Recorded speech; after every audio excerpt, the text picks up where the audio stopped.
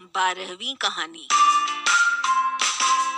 किसी जमाने में अंग देश में यश केतु नाम का राजा था। उसके दीर्घदर्शी नाम का बड़ा ही चतुर दीवान था। राजा बड़ा विलासी था। राज्य का सारा बोझ दीवान पर डालकर वो भोग में पड़ गया। दीवान को बहुत दुख हुआ। उसने देखा कि राजा के साथ सब जगह उसकी निंदा भी होती है, इसलिए वो तीरथ का बहाना करके चल पड़ा।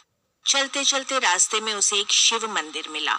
उसी समय निची दत्त नाम का एक सौदागर वहां आया और दीवान के पूछने पर उसने बताया कि वो सुवर्ण द्वीप में व्यापार करने जा रहा है। दीवान भी उसके साथ हो लिया।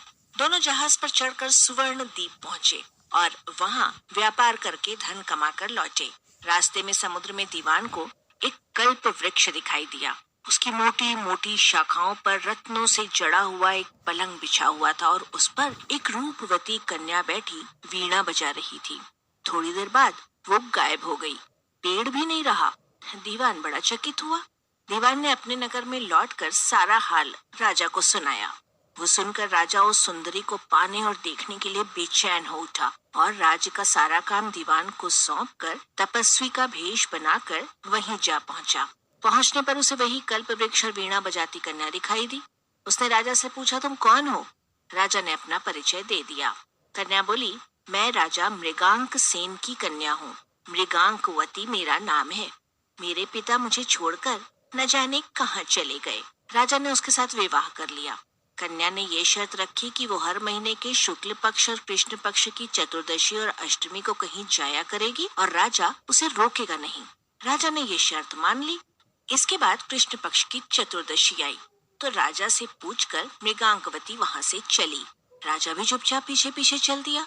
अचानक राजा देखता क्या है कि एक राक्षस निकला और उसने मृगांकवती को निगल लिया। राजा को बड़ा गुस्सा आया और उसने राक्षस का सिर काट डाला। मृगांकवती उसके पेट से जीवित निकल आई। राजा ने उससे पूछा कि ये माजरा क्या है?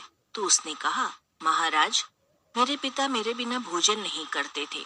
मैं अष्टमी और चतुर्दशी के दिन शिव पूजा करने यहाँ आया करती थी। एक दिन पूजा में मुझे बहुत देर हो गई। पिता को भूखा रहना पड़ा। देर से जब मैं घर लौटी तो उन्होंने गुस्से में मुझे श्राप दे दिया कि अष्टमी और चतुर्दशी के दिन जब मैं पूजन के लिए आया करूंगी तो मुझे एक राक्षस निगल जाया करेगा और मैं उसका पेट चीर कर निकला करूंगी। जब मैंने उनसे श्राप छुड़ाने के लिए बहुत अनुनय की तो वो बोले, जब अंग देश का राजा तेरा पति बनेगा और तुझे राक्षस से निगले जाते देखेगा तो वो राक्षस को मार देगा, तब तेरे शाप का अंत होगा। इसके बाद राजा उसे लेकर नगर में आ गया। दीवान ने ये देखा तो उसका हृदय फट गया और वो मर गया। इतना कहकर बेताल ने पूछा, हे राजन, ये बताओ कि स्वामी की इतनी खुशी के समय दीवान का हृदय फट क्यों गया? राजा ने कहा, इसलिए कि उसने सोचा कि राजा फिर स्त्री के चक्कर में पड़ गया और राज्य की दुर्दशा होगी। राजा का इतना कहना था कि बेताल फिर